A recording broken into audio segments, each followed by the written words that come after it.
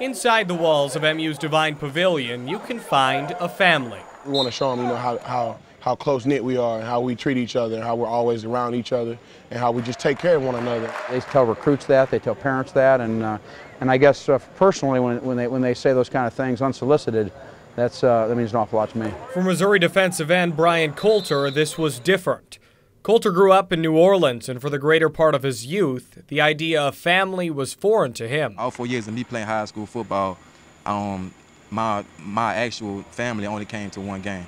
I see other kids' families out there in the stands cheering for them, T-shirts, after the game, giving them hugs, and I'm out there just by myself. Being on his own was nothing new to Coulter. He says his mother was involved with drugs and was hardly ever home. His father stayed away.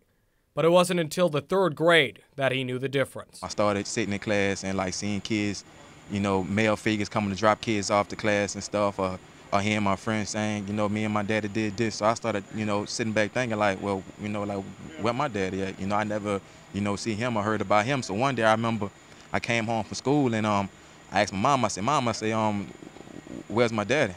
And she was like, well, your daddy is in Atlanta. When his mother's drug problems got bad, Louisiana got involved, and Coulter was forced into a group home. It was in that very home he learned something that changed his life forever. I was reading through my paperwork that the state had on me. And so they was reading through my paperwork, and they got to a certain section where they asked about my mother. And then they said, well, I'm seeing here that your mother shot and killed your father in '87 when you was 2. So I was like, nah. I said, my mama said that my dad is up in Atlanta. And they was like, no, your mama shot and killed your father. Prosecutors never charged Coulter's mother for the crime. She said it was in self-defense.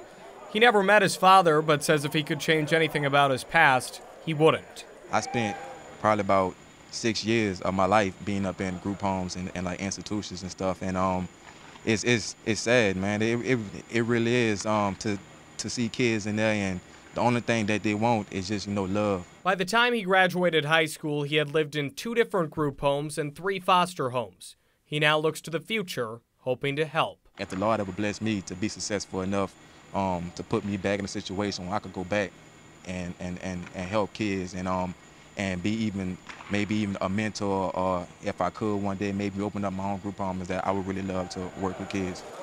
But in the meantime, he's found a new home, right in the heart of mid-Missouri. No matter what they've been through, we just try to bring everybody along and just be that one family. Whenever you placed up in a bad situation, the things ain't looking too bright for you, you always kind of, ask yourself and ask God, why? Why me? But when it's all over with and you see the outcome of it, you be like, it was worth it.